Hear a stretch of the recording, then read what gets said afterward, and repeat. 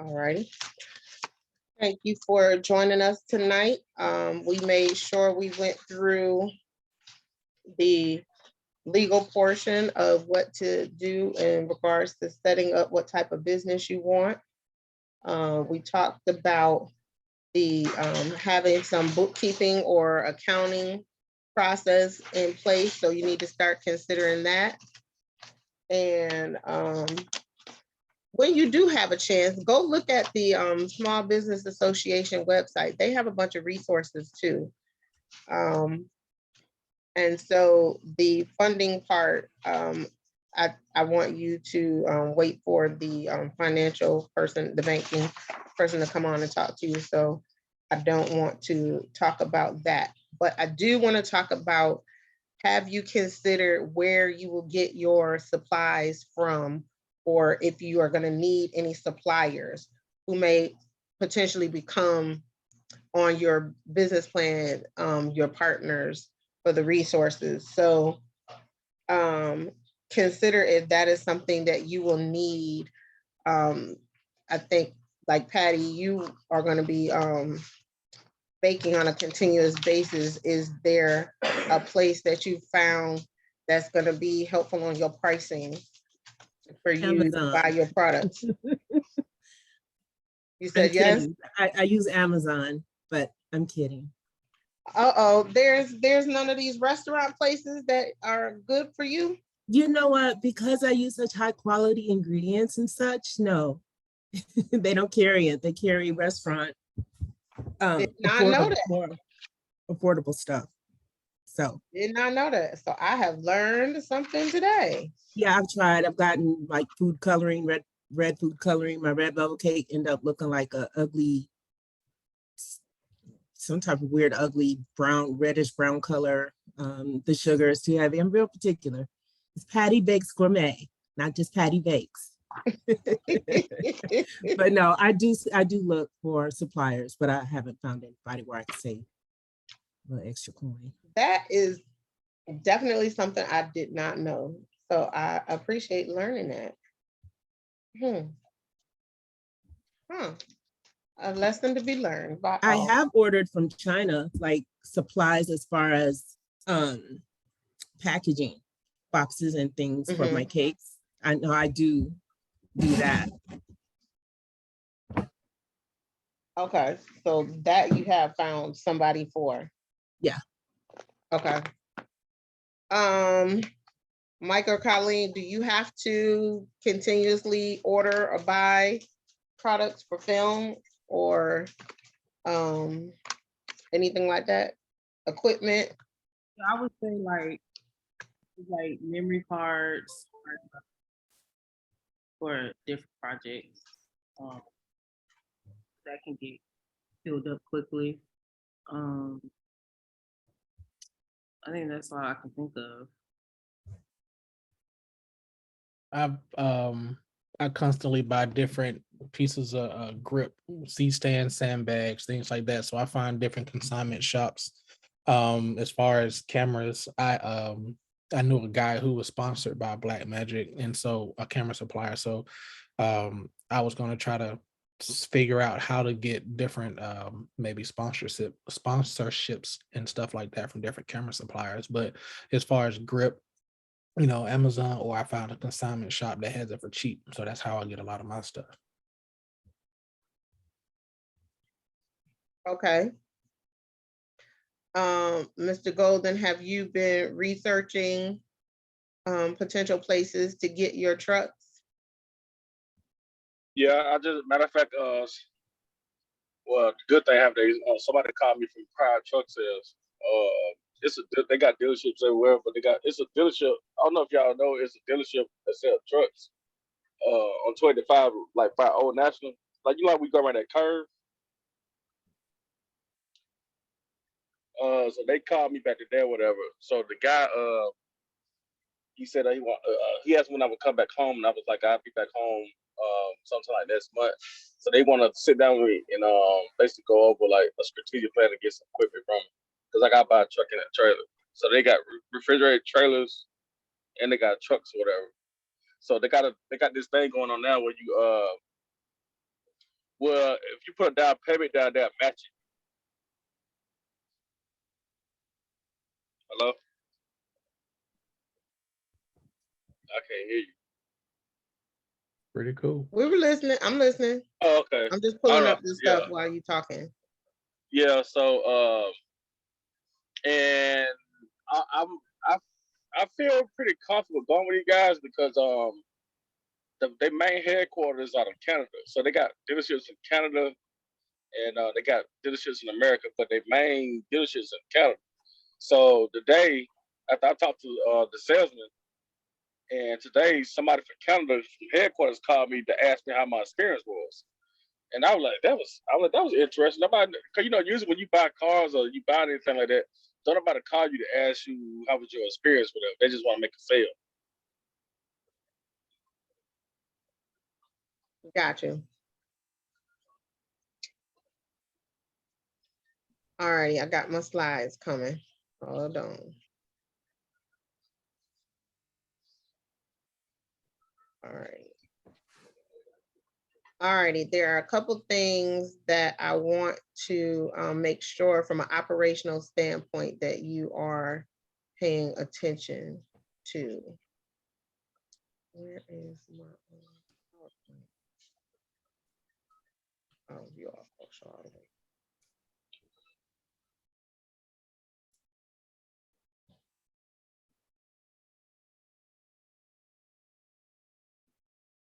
There it goes.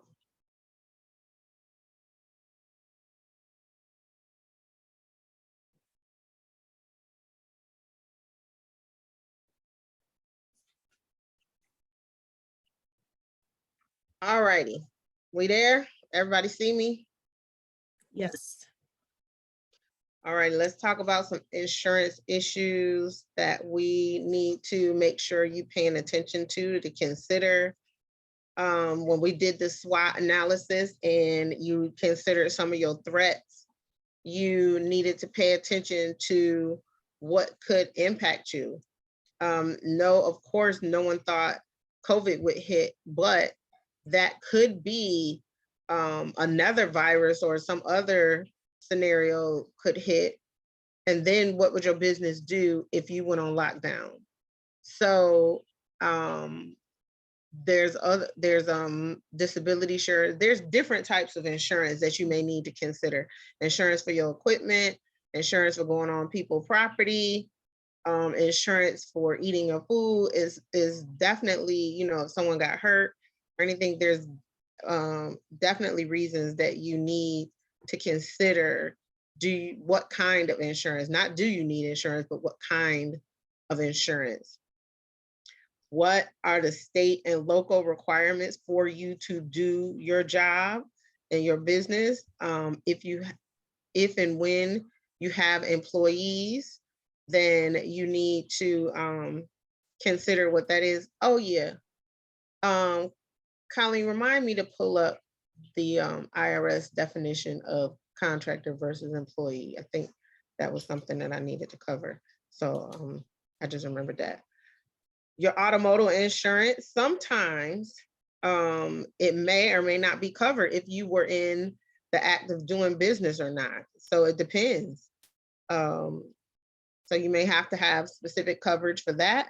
You may have to have liability insurance, like if you are an insurance agent or something, you have to have liability insurance.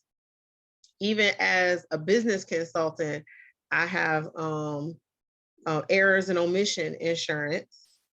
So if for some odd reason I just didn't, just out of an error, and somebody tried to sue me, I have insurance for that.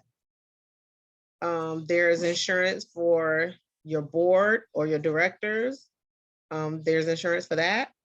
And then even my nonprofit has a general liability insurance. I told you about that one already. So there's a couple of things that you need to pay attention to. If you are like your food business insurance, I just brought that up. The trucking insurance, there might even be insurance out there for repairs, for all I know. So you may need to have that if there's some choice. Workers' compensation insurance. Now, even you see on TV, Aflac, everybody know who I'm talking about, Aflac. And I don't have Aflac, but I have a competitor. And it's not workers' compensation, but it is, to me, would be the equivalent to me for workers' compensation. And I actually pay for it for myself under my business for if I get sick or if I go in the hospital. And it'll pay me for every day I don't go to work. And and it's not even that much. I think I pay like $70, $80 a month for it. And it covered foot surgery. It covered when I got a tooth pulled. So it definitely is something that you can do. Unemployment insurance, even though you work for yourself, you can file to pay unemployment insurance. And if the time comes that you can't work, you could be eligible for unemployment. So you could technically set up your company to pay into it.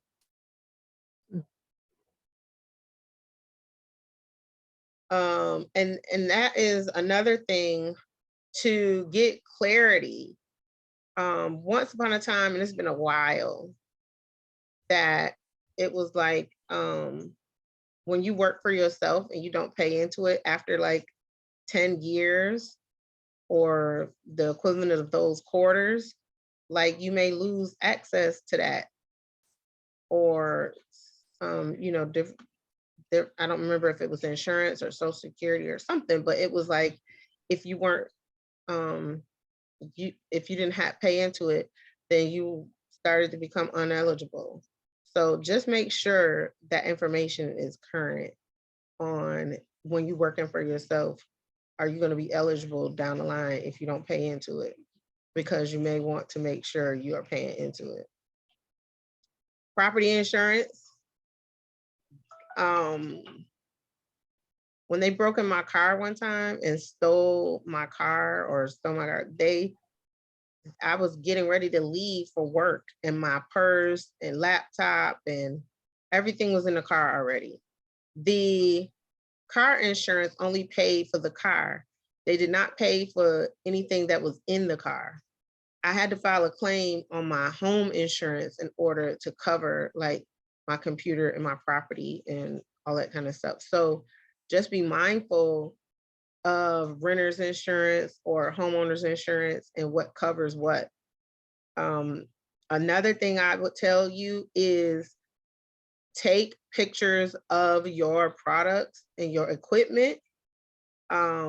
Take pictures of the receipts, take all that kind of stuff and store it somewhere else. If the house burns down or whatever and you lose your stuff and you don't have proof you had it, then that becomes an issue, especially when y'all have, you know, film equipment that's really expensive.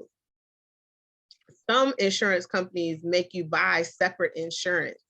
So let's say when I had, I was collecting dowels, my homeowner's insurance did not cover collectible items. So I had to get a separate insurance for that. So just make sure that you have insurance for the things that if something happened, you don't have to pay all this money to replace it. So life insurance. So what I have is the disability and medical insurance. There is one for loss of income. I found that out inside of COVID. Never heard of that one, but I did not know that you could apply for that insurance. Tamiko, can I ask, you don't have to tell me what you pay, but I feel like it's expensive as an entrepreneur to pay for medical insurance. Way more than what I have at my employer. That kind of makes me nervous.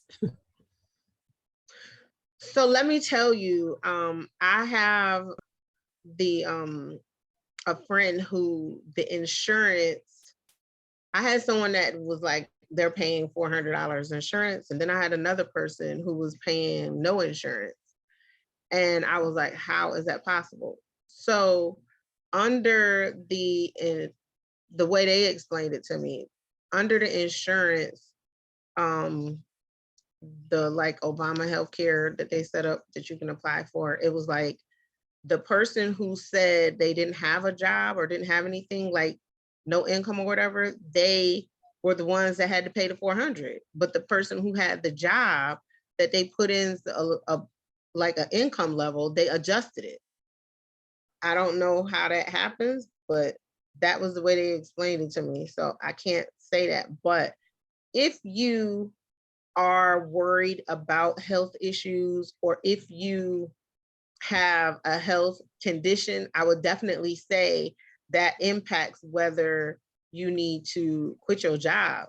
If you feel like that you're not going to be able to absorb the cost when you do your business. So it's not about how much it's going to cost, because remember, your business, your job is paying it as well.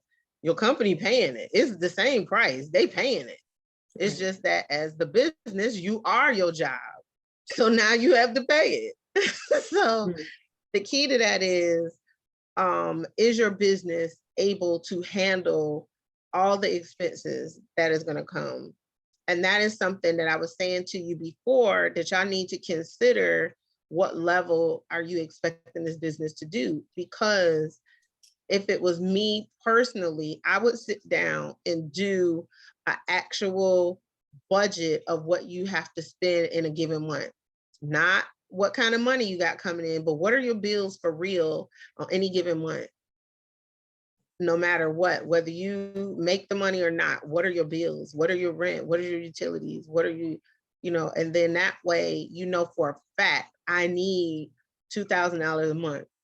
I need $3,000 a month to live. We're not even talking extra, but to live.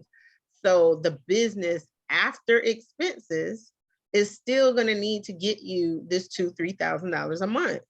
So for the sake of the argument, if the business brings in $3,000 and expenses are $2,000, then you're not going to be able to pay all your bills. You need to have made enough to cover expenses and your personal bills, if that is going to be the situation. Now, again, expenses may include your health care, if you use a payroll system, if you pay for bookkeepers, if you pay, like, you have to prepare that all these things are coming. It's not going to not happen. Paying for a business license, paying for incorporation, those are real expenses. You don't only consider expenses that are just to do your actual product or service. You include all the operational expenses as well. And they will go into it. And I don't want to go all the way into the budget conversation, but I would definitely prepare a personal expense worksheet on all your bills every month, so that you know what the magic number is. Because people will work with the money they bring in, and then they'll take care of these bills, and then they bring in some more money and they'll take care of these bills, and they don't really pay attention to what is the number that it takes for me to live every month. Then the other thing, and now I'm going left in the financial literacy, but you can work on what your budget is and adjust some of your bills. For example, I have a set electric and a set gas bill. So it's not $400 one month and $20 another month. It's an even 100 every month. So I know that's in the budget, that's the number. You can do that with different bills. Some bills you can put it, prepay some when you have extra, so it can absorb when the months that it may not happen. But cut down and put in things that help save on energy, or help save on your water, or help save on your groceries, and do those kind of things. But a lot of people don't take the time to learn how to scale their bills down. or how to do a budget that it stays consistent and doesn't fluctuate all over the place. So, and that takes work, but you know, it is a scenario of what you can do because the bills are coming. Like I said, you don't have to have $100 million of insurance, but maybe you just have $5 worth of insurance. You know, you don't have to have the gold standard, but things do happen. And then what will you do? So keep it in mind, if you know, if some people are generally healthy, but we can have an accident any given day on the way these streets are. So you have to make decisions that are for you, not what other people tell you. That's why in your specific case, I said, I don't care how much your sister is asking you about when you're going to go home and start your business. The only one who can have that conversation to help you with that decision was the one who's going to have to help carry you and work with you, and that's your husband. There is no one else whose words matter other than the person who the two of you got to be as one. So she is an outside influence. He is in that house with you. And whatever happens to you happens to him. So she can be supportive, but she's not going to give you her whole check. She's not. So she does not get to push you on when it's time for you to go home. He is the only one that y'all can work that out. And healthcare, if healthcare is a big issue, then that is also a dictator of when you can or can't come home. Or if he can get it on his job so that you don't have to get it from your job. But it definitely has to be that sit down conversation on how are we going to work this out. I don't know if I went all the way left for everybody. You were still in the ballpark. You're good. No, you ain't gonna left. You're in the right. I'm sorry if I went too far off left. Good. All righty. Let me go back in here and make it through these slides for you.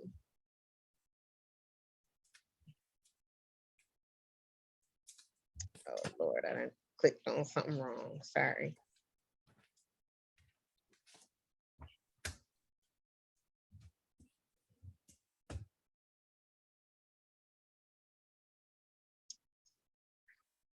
All right.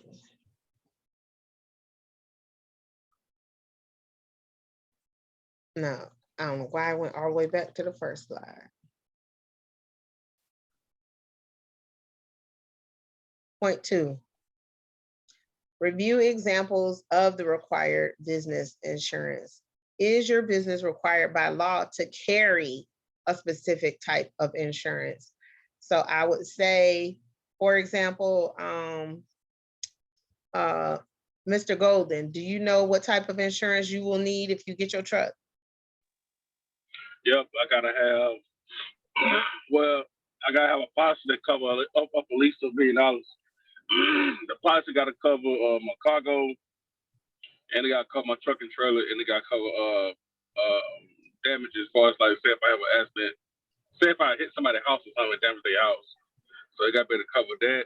It got to be able to cover damages, cargo, and equipment, and also the separate insurance I gotta have is bondtail insurance. Bondtail insurance is like when you drive in without your trailer. So you gotta have a separate insurance for that too, because basically using the truck as your personal vehicle. Well, somebody did their research. Congratulations. Well, I appreciate All it. right, another one. If you get financed, does the person who is financing you or the company, do they require some type of insurance? The easiest one everybody would know in here is when you get a car, you have a choice between comp and collision. One is for if you get hurt, one if somebody else get hurt. But when you get a loan for the car, they require you to have both. But when you don't have a loan on the car, then the government only requires you to have collision. So, And the amount of the collision is, subject, but when you have a lender, they kick in and tell you what you better have. So if you're gonna get a building, or if you get loans for the business, they may require it. Some companies, like you see, even have insurance on if something happens to you and you die or get hurt. They require you to have that insurance to pay them.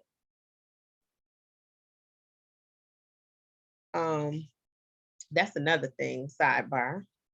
When you buy a house, when you buy a car, when you get different loans, find out if they have the ability to put disability coverage on that loan, which is separate than paying you. It will pay the bill, or your credit card. It'll pay the bill when you are hurt. And let me say this, you only die once, but you can be disabled for weeks, months, years, and you'll need that disability coverage way faster than you're gonna need that life insurance coverage to pay your bills. If you're not here, where they gonna collect it from? But when you disabled, you are here and they still want their money. So if there is an opportunity to pay an extra $100 on a loan, or set it up so that it covers you if you get sick or hurt, then do it. Because at some point in 5-10 years, especially on a 30-year loan, something's going to happen. So just keep that in mind on that financial literacy tip there. All righty. Think about who would run your business if you got hurt. What would happen? Who would take over the business if you did die? Do you have anybody who can take it over and handle it, or even liquidate it? Those are things that you have to consider. We all would love to live forever, but we know people who have not. So we know that it will and could happen. If you got hurt tomorrow, who would take over and fill your orders, or go and cover you, to take your photos or film your events? Who would do that for you? You do need to consider, what is your exit plan at some point? When do you say, once it gets to where you want it to be, the vision, will you sell it to someone else? Will you close the doors? Will you let an employee take it over? Is it supposed to transfer to someone in your family at death? Like, what are these kind of things that you need to consider? What would happen? Would you sell it to somebody? So consider the things of what are you going to do? Now, for those of you who are not sure what a surety bond is, it's issued by the third party, and it guarantees to cover you if you fail to do so. So a lot of times you'll hear it on construction. They have surety bonds, and they will put it on when they get the bid. And the bid is just, they put in their estimate of what it's going to take to do the job. And if they take it and accept it, then they win the bid. And that's what they call it in government. But they have to have a surety bond, because if they're doing construction on a $32 million project, they definitely want to know that you're going to use all the right parts. You're not going to skip on, what you're supposed to do and use lesser parts than you're supposed to, and then the building gonna fall apart in 3 years. They don't want that to happen. So they're gonna put a bond in place, but they're also gonna put a bond in place if something happens that you don't make it to do it when you're supposed to do it. If you're supposed to have it done in 6 months and it's a year later, they can take your bond. They can penalize you for that. All right, so why is it important to have insurance? It can help you manage the risk, some of those threats. It can help you with protecting your assets. It can cover you if there's a time when you don't have income coming in, if you need financing, if you get hurt or someone else gets hurt due to your business. So don't forget, some reasons it's going to be a requirement because of the industry you are in, because you have hit a certain number of employees. It may help you, like the PPP loans, recovery from a disaster. And like I said, the protection from just making a mistake that you didn't know was going to happen. So even home-based businesses need to know that. Just like I said, your homeowner's insurance does not cover the damages for your home-based business. So you will need to add that on to your policy. And then if you have a business location, then you may have to get some type of retail insurance.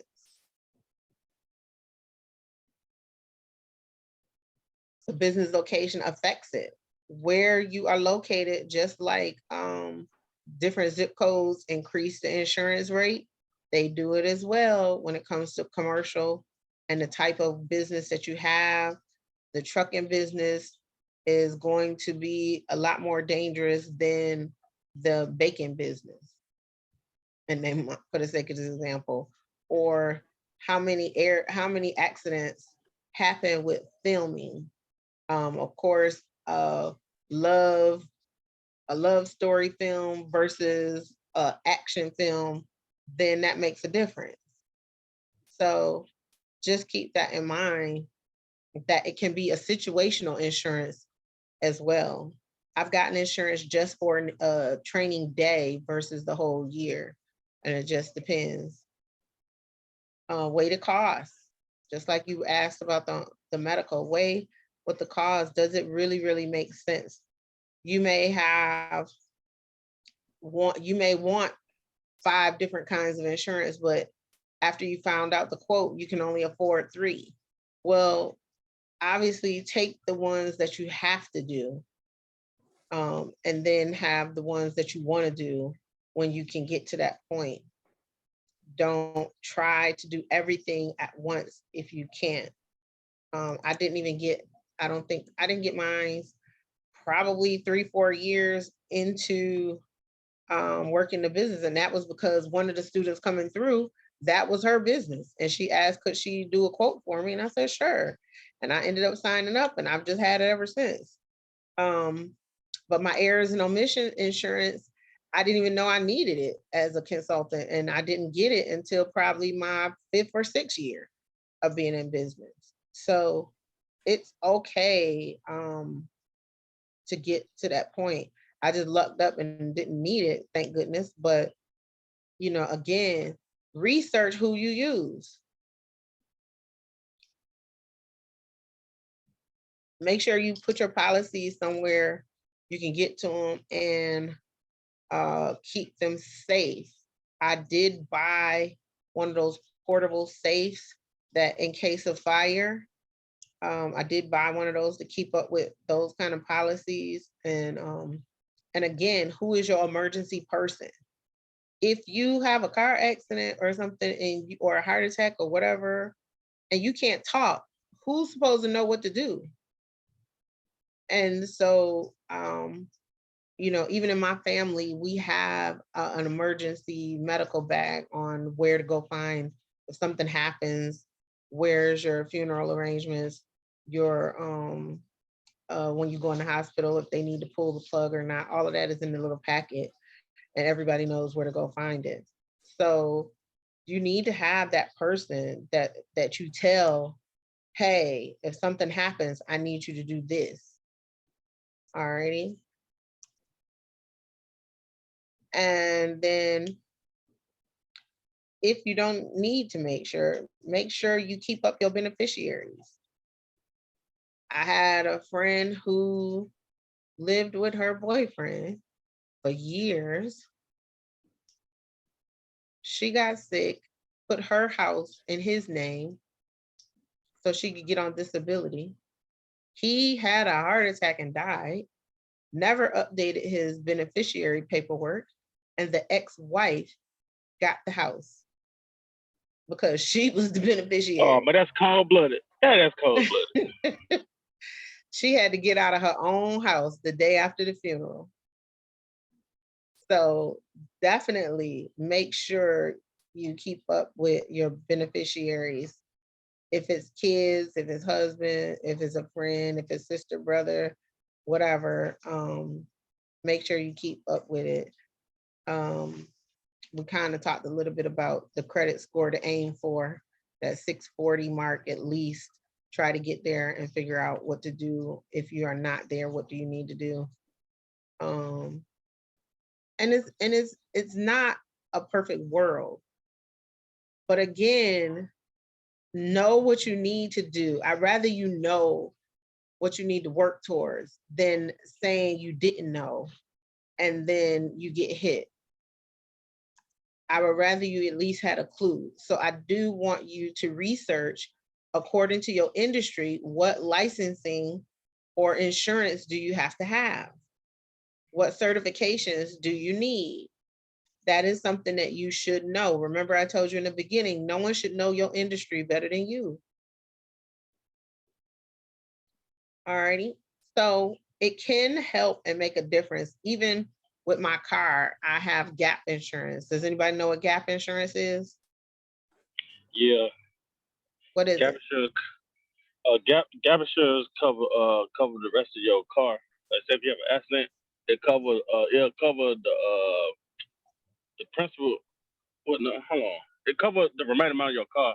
Say if your car is worth like 18. Well, you bought the car at $20,000.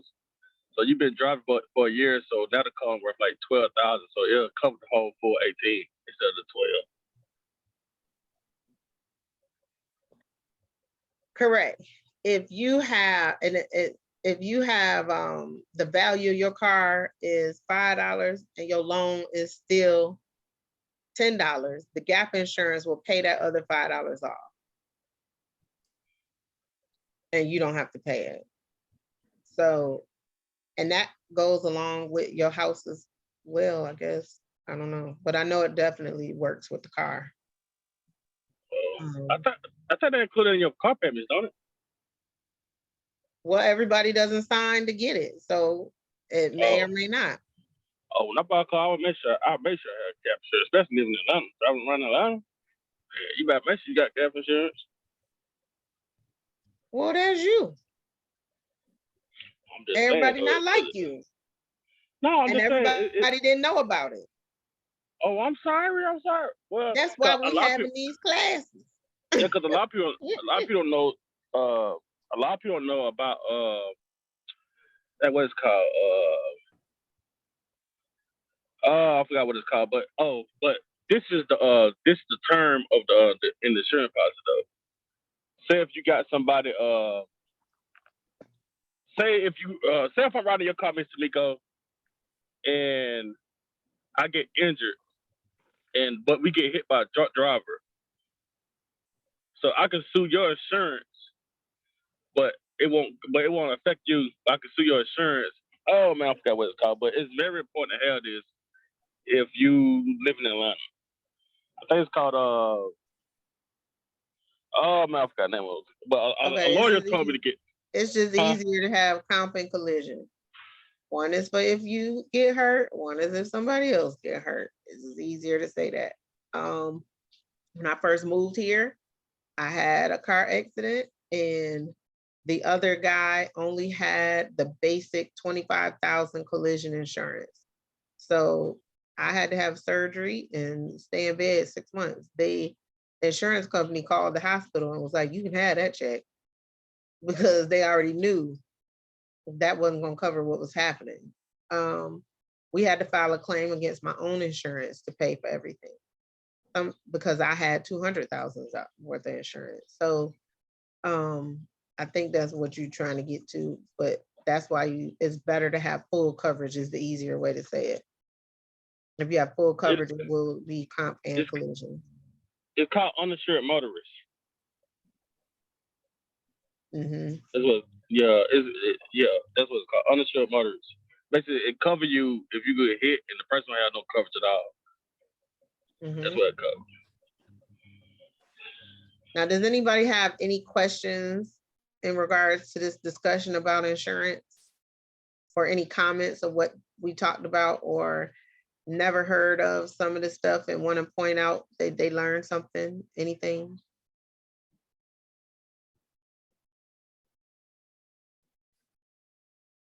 Nope.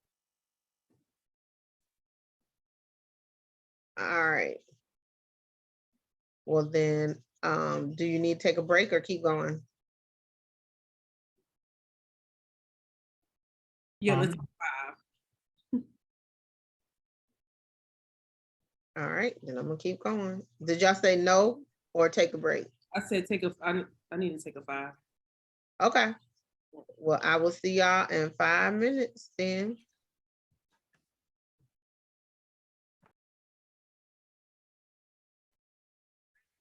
Oh, snap. Well, for those of you who are not in class, we're gonna blame the other people in the class that made me go on break and didn't remind me to start the recording, that we just went through a whole risk management conversation. And so if you feel like we need to talk about it, please let me know and I will adjust that for you. So I'm gonna blame it on y'all. Do we cover contractor versus employee? Say that one more time. Cover contractor versus employee? Oh yeah. Thank you for reminding me of that. Yeah, Because I want to switch to this other PowerPoint. Hold on. This would be a perfect time to address that.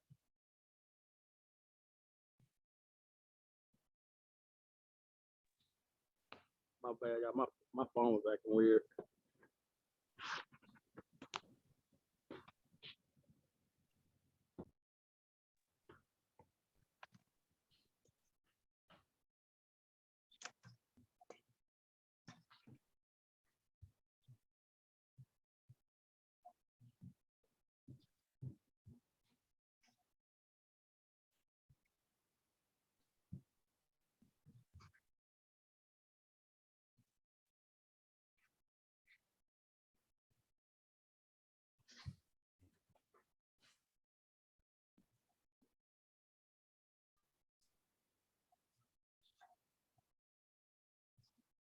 Thank you for helping me remember that, because I had look, I forgot that fast. Here we go.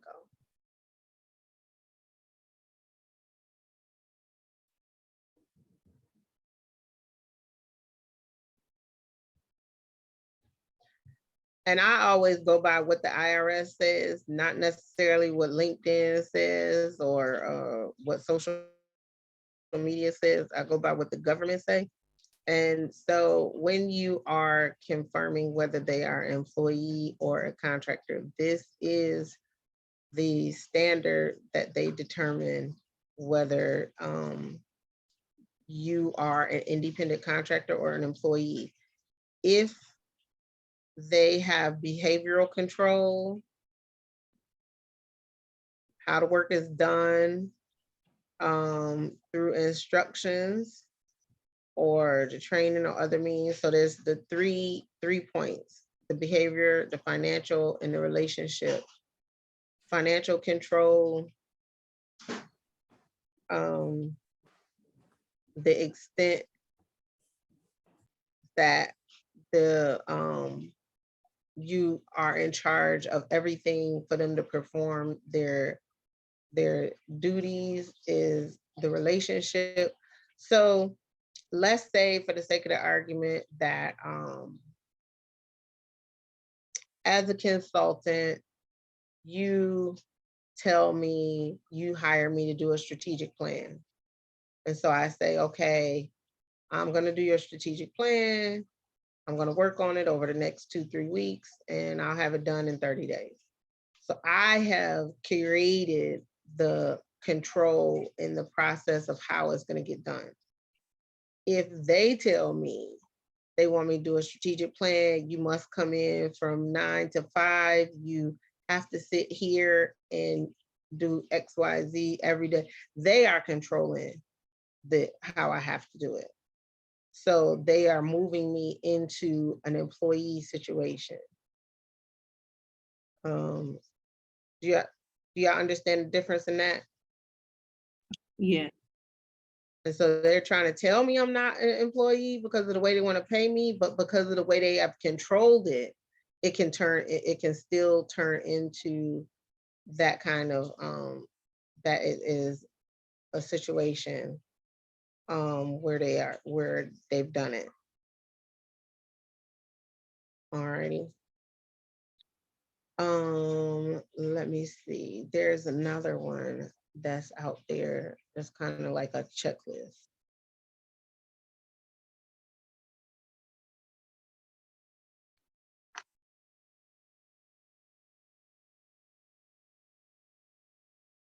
See if I can find the IRS one.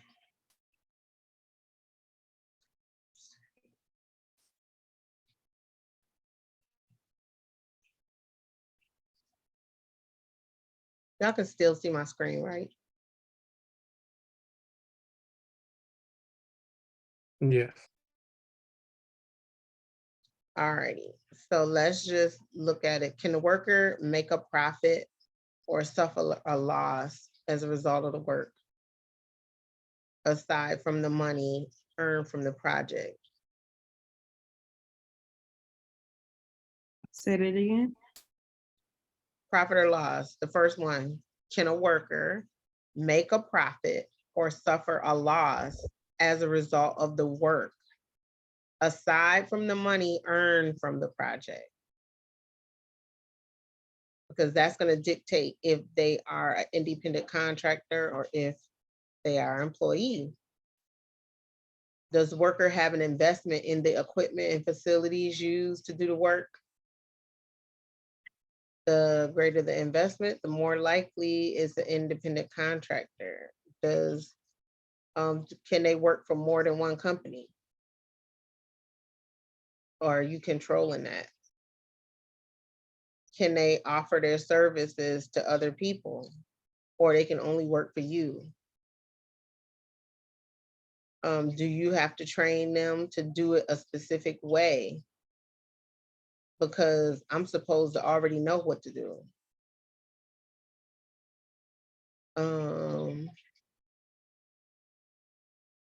Do you supervise me? That may, that like how I said, I had to go in and sit down, you overseeing me like a supervisor, then I'm a worker. Do you set my hours? Am I working full time? Do I have to be on your premises? Do I have to account for my day on what I do every day? Then the more I'm doing stuff that you're controlling it, then that means I'm more and more becoming an employee. Even though you say, oh, I'm gonna pay you like an independent contract. So be mindful of that. That you may be, and even in your situations, you could be walking into an employee situation and you are the independent contractor and you have not walked into an employee situation. So just be mindful of that. Not just who you hire, but you could be in the middle of one and don't even know it sometimes. So just be mindful of that. Okay. And as you can see, you can always go online and Google it and it'll be right there for you. All righty. Since we talked about a little bit about your exit strategy, I want to go ahead and get that out the way tonight. I don't know if we'll make it through all the other stuff, but I want to just stay on the path of what we're talking about. And then that way, at least I know I covered it. I don't know if we'll make it to the team, building a team, but if not, we're wrapping up the operations stuff.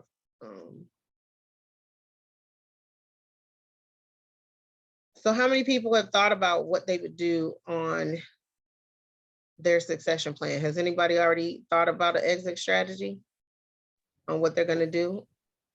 No, because I ain't got nobody. I can't think of nobody. All righty. Anybody else have made a decision on their exit plan? You mean exiting the business or not working the business? Not working the business, which So for could be part of the exit. It doesn't necessarily have to be selling, but it could be just, when do you no longer come in and work the business? Or it could Well- be to sell it. It's either or. So what I want to do, because since I'm in the art, the music space and film space, photography space, what I want to do is get it to where you know, in the future, having commercial space to rent out, you know, to create, you know, creative spaces for people. So hopefully that you know, have people to manage the music studio, have people to manage the photo studio. And since I do films, that's what I really just want to focus on. But, you know, become a producer, then, you know, be able to hire other folks to do the movies. So I'm in the process of, I have a, you know, I work with a team of people, of course, because that's what I have to do with all my stuff. But in the process of showing some other videographers and photographers how to do the work and how I do it, so I can send them on different jobs, so then I can focus on bringing in new business. And then I have a friend of mine that we're trying to figure out some business stuff together, so it just kind of runs itself. So I wouldn't say it's my exit strategy, but I'm trying to build We'll say a ways of making succession plan. a success plan. Yeah, so just passive ways of being able to make money, so I can kind of sit back and just let it do what it does.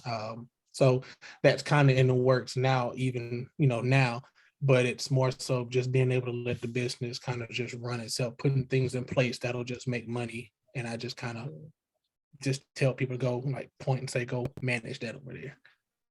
Okay. Well, at least you thinking about it, so I'll give it to you. Well, let's talk about some of the different ways that your succession plan could occur. It could be selling.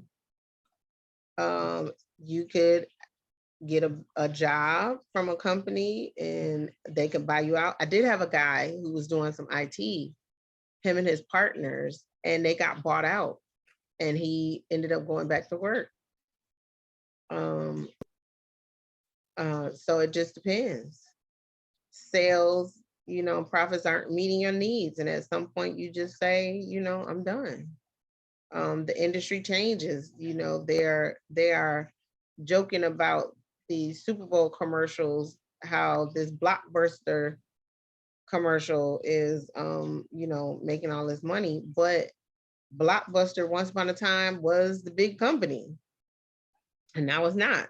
So, you know, the industry could change. You may want to retire. You just get burned out. And then, you know, sometimes stuff happen and you just, life changes occur and you just not in it no more. You know, I think, of course, I can't make it a day without Diddy.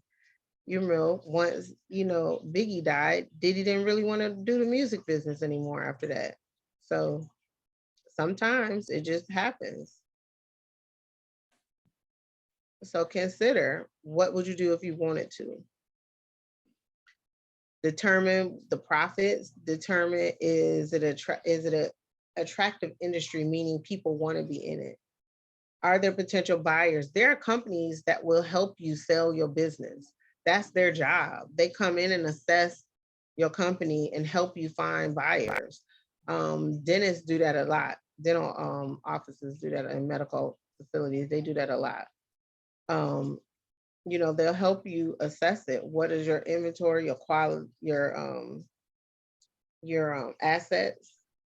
What does your balance sheet look like? And so those could be ways of dictating whether you are a good business to buy. What is, you know, what is the net profit over time? They can look at it. Yeah, this might be a good year, but maybe the last 4 years weren't really good. Do you have any receivable payments coming in? Do you have any inventory? Do you have equipment? Do you have real estate? So all of these things will add into the value of the business. And if you're keeping up with your financial statements and your bookkeeping, some people buy your business because the relationship in the business is already there and it's consistent. And so, you know, they can step into an already made business. So some people do ask that. And then how much do you want to go? You know, some people want to be paid straight out and sell it. Some people are paid to stay on and help with the transition. I've seen that. And some people, you know, you already have a good staff that they can just step in and keep going. So it just depends. See if don't just be happy if somebody want to buy it, you know, qualify them, see what they can do. Are they really good at what they say they can do, or are they just talking? You know, are they willing to put down a payment? Do they have collateral? You know, can they afford to buy you out? Well, you know, you may have to cancel your permits. You may have to let go of agreements. You may have to pay off the last set of taxes. You may have to reach out to your customers or your suppliers and let them know that you are leaving and you are transferring it to someone else. Or you just letting them know you closing. You may have to hold on to records for so many years after you, each year. You may have to hire somebody to help you close the business. And you may have to go back to the Secretary of State and let them know you closing your business, and the IRS that tax ID number is no longer going to be good. So do you plan for someone to run it, or do you plan for somebody to own it? What would be your reason on how you would pick the person to take your place? Doesn't necessarily have to be family. It can be your you know, your partner. It can be a friend. It could be anybody. But keep an eye out on who are the good people that would work. I have an electrician who has $1 million business, and he has 2 twins, and one is interested and one is not. So that's going to be a hard situation if he leaves the business to one of the sons, and they're literally twins, but one isn't interested and one is. You know, so how do you make that conversation? That don't sound hard to me. But they are literally the same age in everything. So you just tell one because you're not interested, you don't get nothing. Yes. Tell the one who's not interested, no. I read a passage from John D. Rockefeller the other day. He said he rather hire a man that's enthusiastic than a person think they know everything. So the So other son is enthusiastic, so I get to him. exactly. But, I mean, but I don't think he's openly said that, but he knows there's a difference. So planning for retirement. One of these days, you're gonna get tired and you want to go home, just like Mike said. You don't want to keep doing it, going hard all day, every day. He want the business to just generate income at some point. You know, he planting the seeds, but he wanted to grow, bloom into a flower, and you want to retire. You know, so what can you do? How will you set that up to make sure that you are going to have a retirement income? You know, as you can set up a retirement plan for your own business. I think it's called a SEP plan, a self-employment, I forgot, an investment plan or something like that, but you can set one up. Your income is gonna, when you reduce your income, it's gonna reduce your taxable income. And sometimes you can't touch that money until it's a certain age.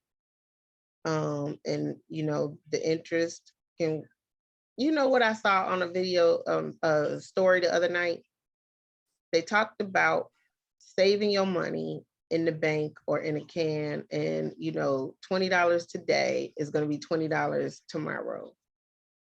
But if you were investing it in some type of way, that $20 tomorrow could be $30. But we know for a fact, if it just sits still in a can or in your drawer or wherever, then it's only that. And I never thought of it that way till they pointed that out.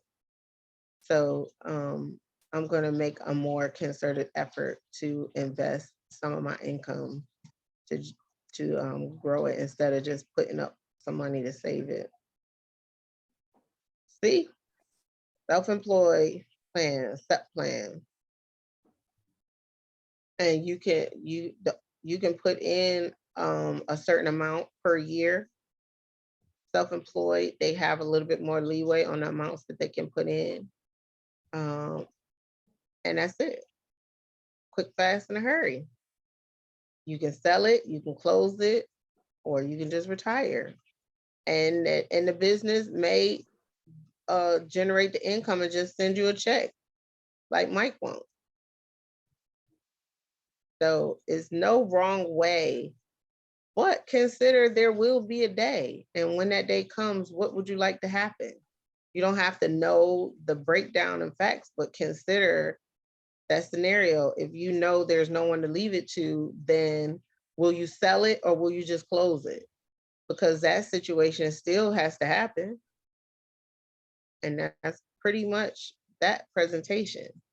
I wanted to make sure I got through with that. Questions about succession?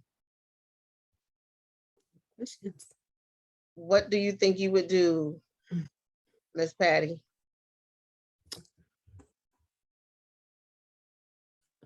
Oh, I'm unmuted. I feel like Mike. I think for me, I never wanted to just be in the bakery and running the bakery all day. Who wants to stand up all day, back hurt, legs hurt, and feet hurt, sweat and attitude? No, I want to set it up.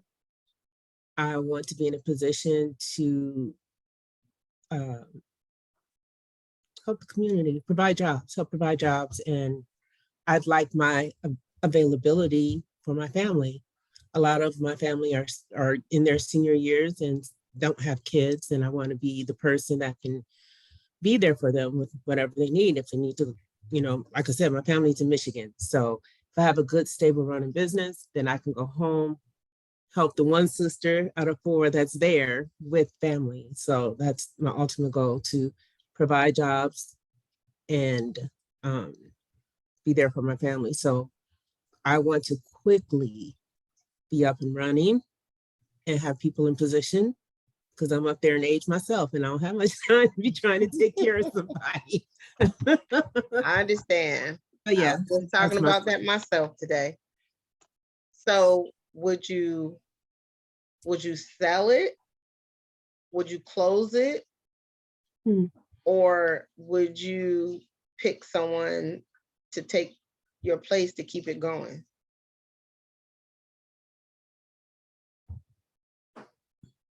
Well, I guess I would sell it because my my long-term vision is to, I guess, be a wholesaler, to supply. I would love to supply cruise lines, movie theaters, all of the larger entities with treats. So it's more than a small bakery. Well, somebody's vision is finally coming out. Well, it's always been that, because I was like, I like to bake and I like the little thing, but it's not contained. I don't want it contained to be little. So when it's that successful and it's time to transition to retire, then yeah, why not sell it? Somebody would want it because it's huge. Okay. All righty. Ms. Colleen, have you thought about the choices, what you would do? Would you sell it? Would you pick a successor? Or would you just close down? I know I definitely wouldn't close down. I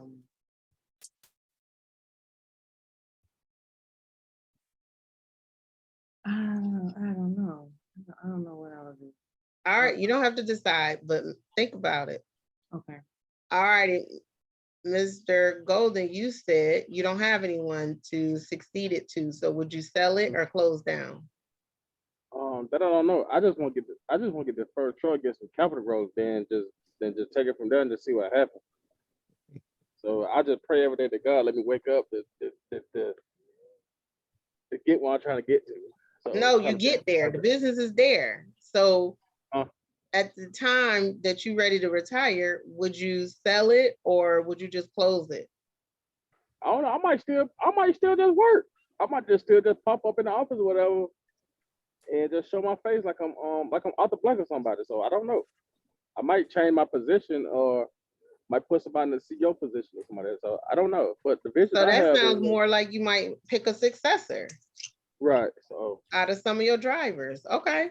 yeah, it could be that Respect. or hire some smart black woman from Howard University or somebody like that. Okay. All righty. Does Yeah, but anybody have, when I get older, I still want to better contribute, like at least pop up and get like my insight. You know what I'm saying?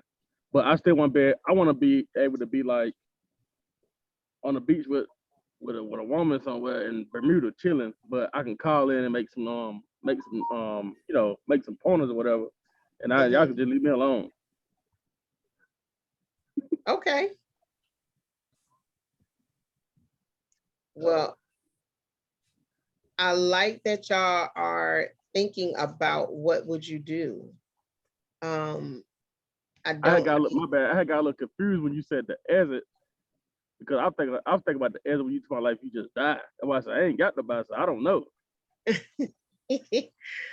No, it's definitely a case of where do we go with in the events, what we do. Retirement, can be right up there. It doesn't have to be that you gone.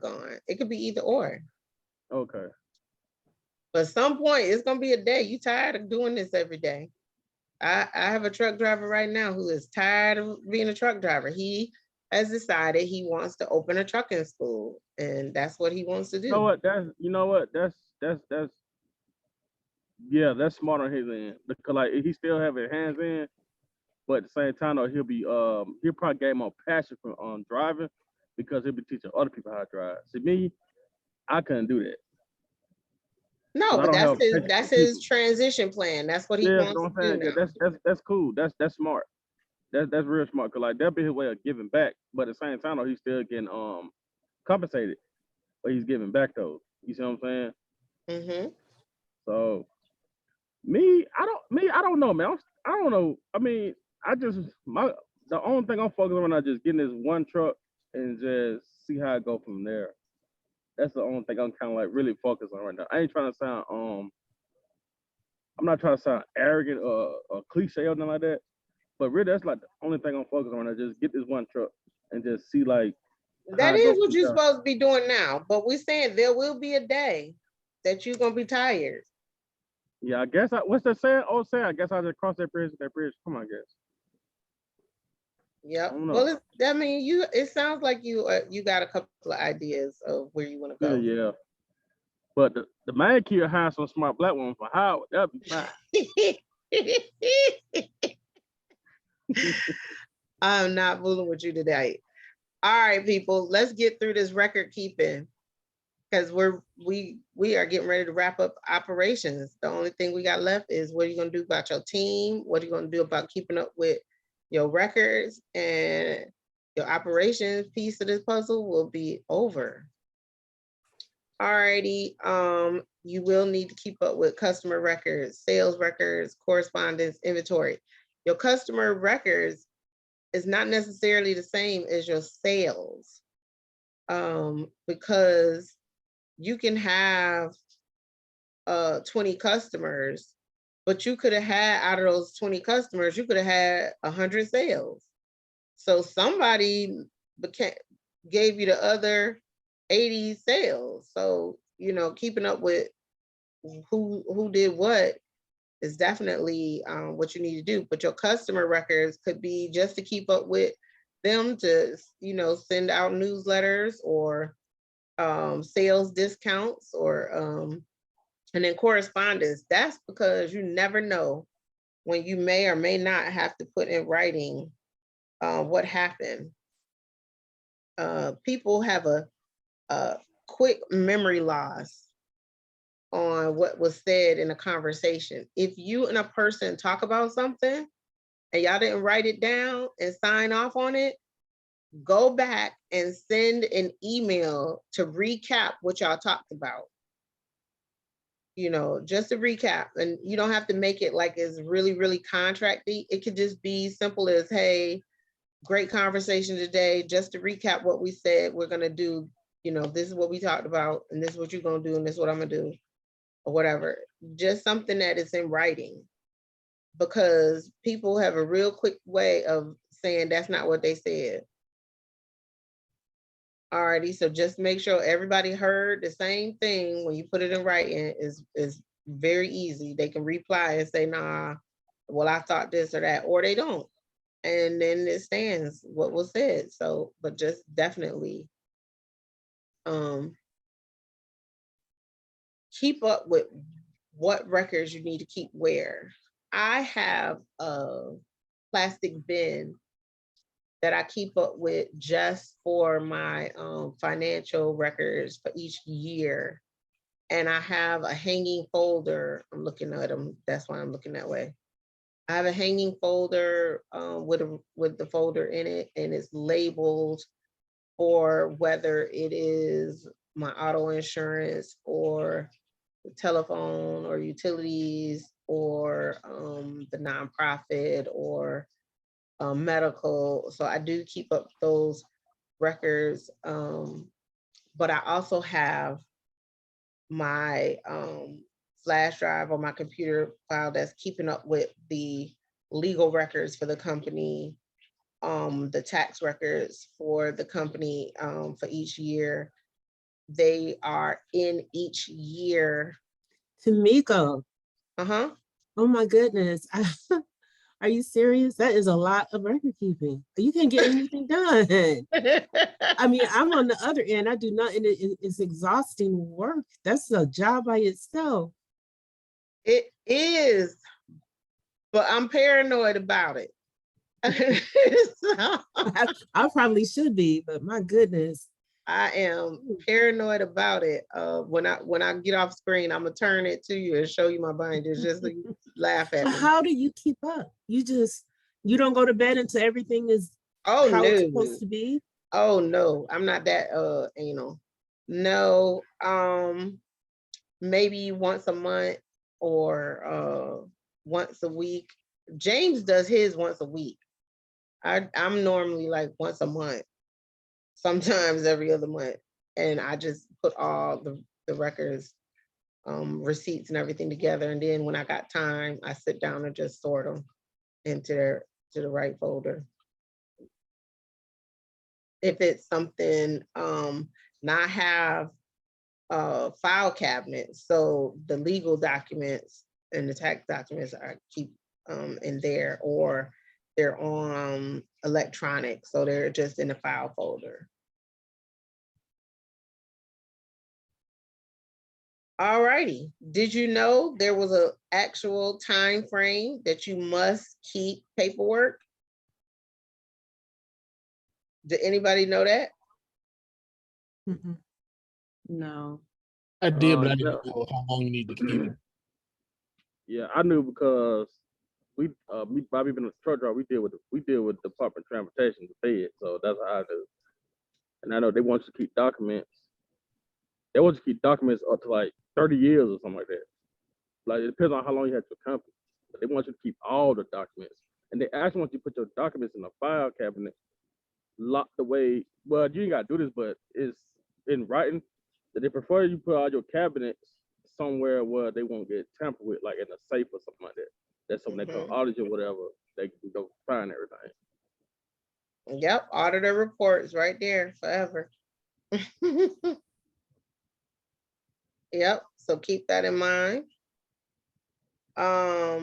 Record keeping tools, so it could be computer, it can be paper. You know, we have receipts are fading now, and so they tell you to scan them and keep them electronically. you know, like I said, it can be file folders, hanger. I'm from the older generation as far as I'm concerned, where we still play with paper.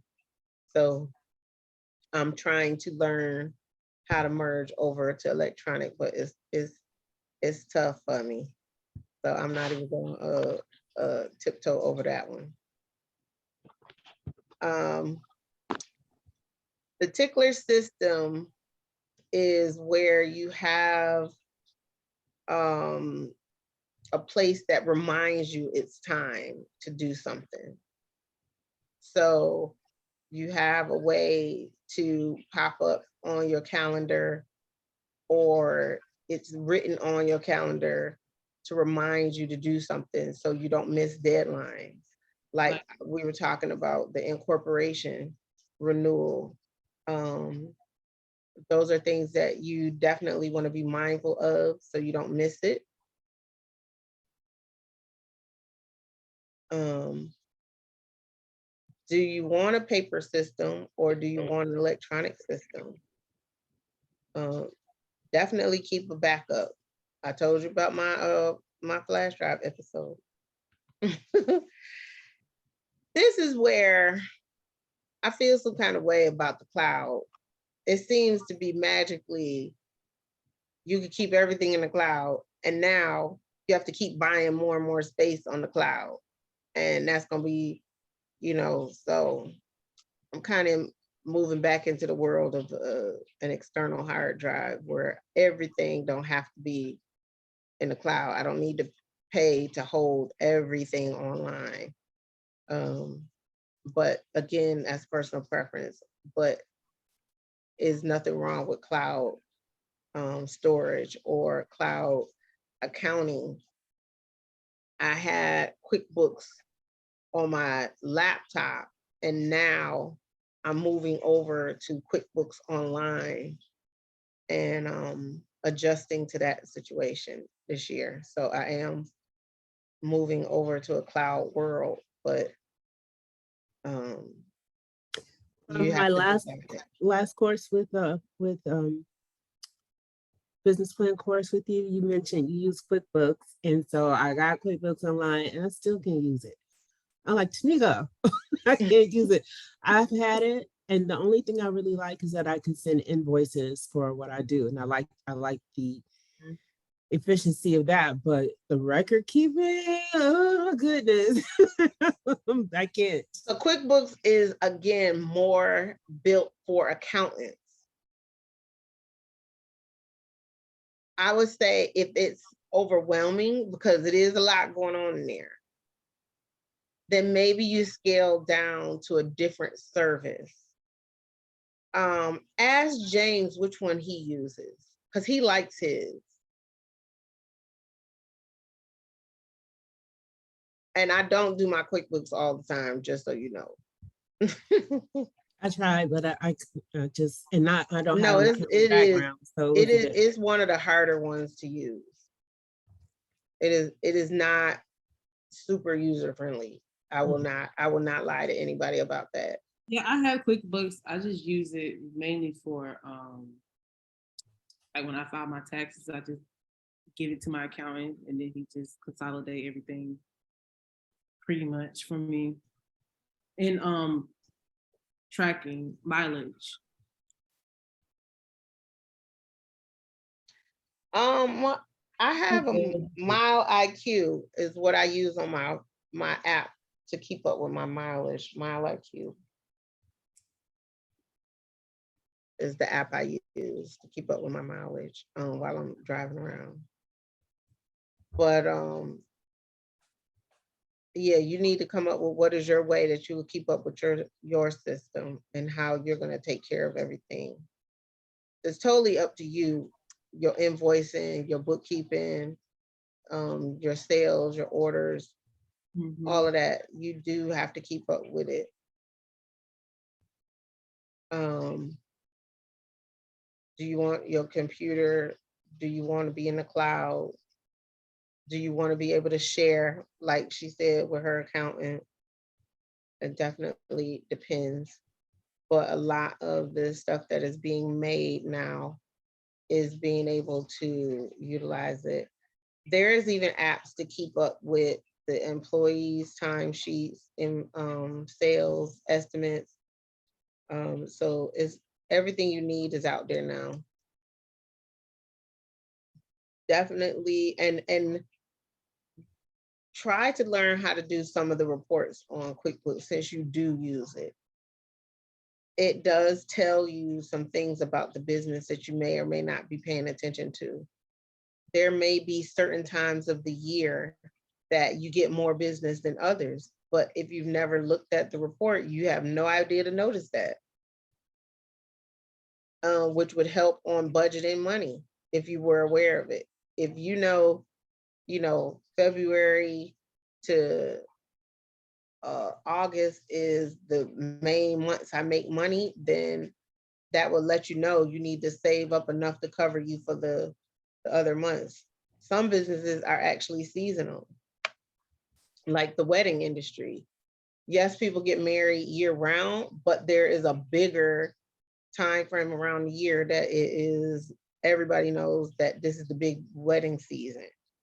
So although people eat ice cream year round, obviously the summertime is going to be the biggest time people eating ice cream. So it just depends. But keep in mind,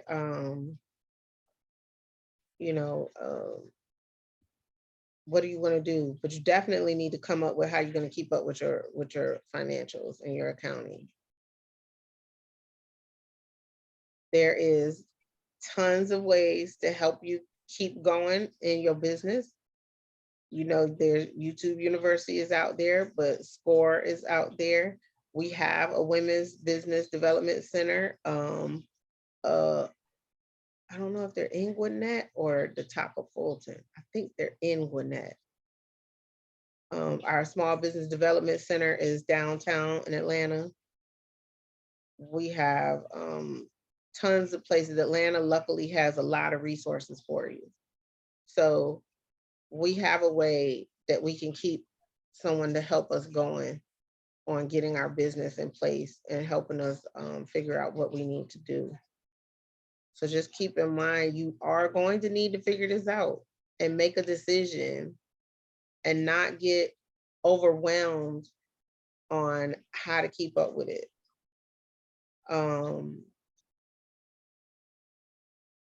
Michael, you're doing a bunch of different businesses. How are you keeping up with each division or section that you're trying to do? Are they all in one place? Or do you have different folders or categories or some way to separate them? Was that rhetorical? Or you asking me? I'm asking.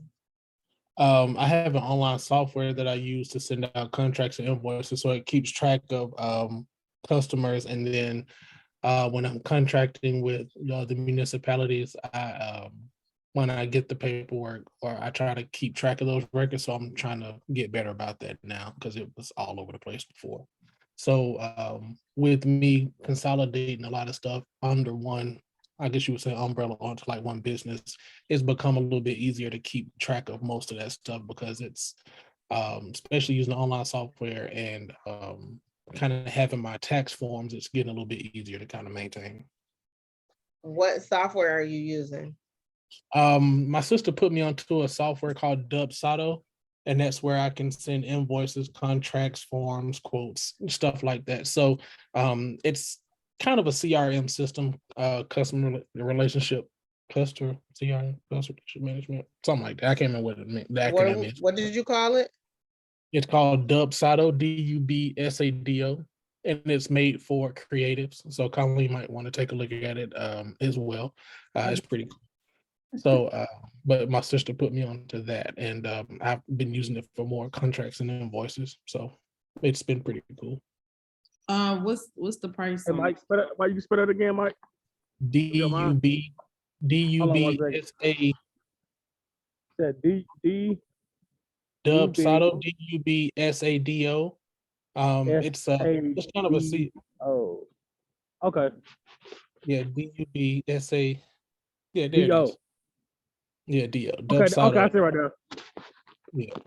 And so it's pretty I cool. screenshot It was made, it's made for more creatives, but I'm everybody uses it. So there's a way to kind of build in workflows when somebody signs a contract, and then it might send a different email for the invoice, and you can, kind of build in a lot of your workflow for managing your clients. Good to know. Thank you for that. And I think it's about, it Yeah, I used to be appreciate that, $35, Mike. but I think it's like $40 a month. But yeah, she put me onto that, and you can build forms to put on your website and templates and all kind of little stuff. So Dang. once you So kind of get basically, let me into cut you off. So basically, I can have my applications, like when I hire people, I can have my applications in there, and I can have people going out electronically and fill them out and send them to me through that. I believe so. You just have to go through the forms and templates.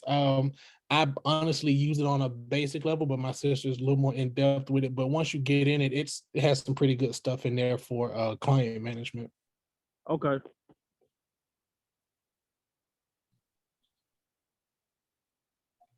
And I think it has some, I can't remember if it has some integrations with different systems, but you just have to look through it.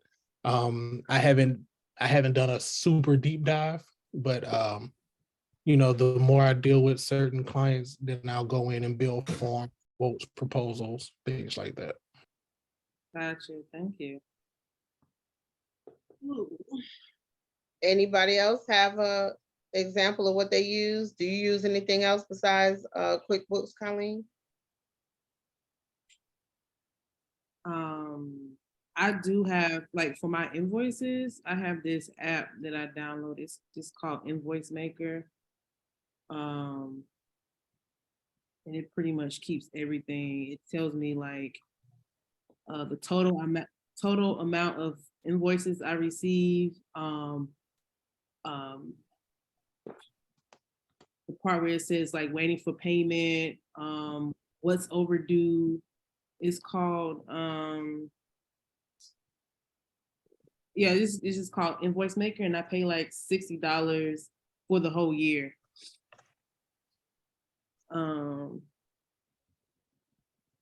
Yeah, that's all. That's pretty much all I use. But it's Colleen, you don't use you have QuickBooks Online? Yeah, so with QuickBooks, yeah, I have QuickBooks Online. Because their invoicing was cheaper. Right, I've used that, but it's like QuickBooks charges me. It charges me like a fee when I receive money from the client, kind of like PayPal. But don't they all? Not with this. Well, this is. I mean, I just pay $60 for the whole entire year instead of like each time. But you're talking about, Tamika, what is it called when we use the service charge for Yeah. the service fees for using the service? So when you get an actual payment, does Invoice Maker? Oh no. Mm-mm. How do they not charge you for that? It must be included with the rate. It's not. Well, Invoice Maker is not attached to a bank or like your PayPal or anything like that. It's just a regular invoice maker. So I can still, so basically I send an invoice to the client, and then they pay me through like my payment method. It could be PayPal or Zelle. So this invoice I love Zelle. I bet I made it disturbing. Hopefully I'm not confusing y'all, but I get it. Tamika, when you sent your invoice, you have QuickBooks, but your invoice came through PayPal. So the payment system is what I'm talking about. That's what we pay for. Right. It's a percentage of our money, like 3% or something like that, isn't it? So why I am not using QuickBooks is because I started out I wasn't using my QuickBooks like I was supposed to be. And it was just easier for me to just send an invoice through PayPal or Square. So I don't even think about doing it in QuickBooks because I'm so used to doing it in PayPal and Square. But you still have to pay a percentage for the transaction of the Yes, they still take out their percentage to transfer into the bank account. Yeah. They do. I started with QuickBooks. I like QuickBooks invoicing. I didn't mind the payment. All that was cool. It's just the record keeping part got my head spinning, and I'm just like, okay, I can't. If I could get the invoice, the record keeping, then I'd like the whole entire platform. It's nice, but I just. Yeah, It's look, okay. Talking about this, I forgot to send the I want invoice I Monday. want to have one What y'all system told where me. everything is just all in one place. But I be having stuff that's like Yes. And so we've gone over a few minutes, so I appreciate it that nobody pointed out that I wasn't paying attention to the clock, but we did Well, get we through started late. Huh? We started late, so we good. I know, so I appreciate it, but y'all were on time, so I appreciate it, but we did get through a lot tonight. We double timed it on all these presentations and crunched them in. So luckily you were aware of some of the things we had talked about. So hopefully I didn't go over it too fast for you. Assignments between last night and tonight. By this time next Tuesday, you should have filled in all your organization information, your execution operations part, just the operations part, the milestones and metrics, and your schedules tab, the 30, 60, 90 days, or the list of things that you need to do and putting in some dates. And it doesn't have to be 30, 60, 90, but consider 90 days or the 3 to 6 months or whatever your timeline is, but definitely start putting in your list. Some of you only put in 1 or 2 things, but to get that 1 or 2 things accomplished, there might be several little things that you need to be doing to get it pulled off. So make the list. This is not the time to be general. This is the time to be specific. So keep that in mind. So operations, organizations, and your list of activities that you need to do is the main thing that you should have wrapped up by next Tuesday, because another piece of the puzzle will hit. All righty. When will you have question. the report? Will you have the recordings ready for us to review over the weekend, or? Okay. Because I'll need to see the slides again. Yeah, I can send you the slides. Okay. I'll attach them to the email. Okay, thank you. All righty. Thank you all for the night. Is there any questions that you have for me before y'all go? Anybody got a question? No questions. No, I just honestly have a headache because whoo. Yeah. Did I not tell you this is a whole nother level coming? Oh my gosh.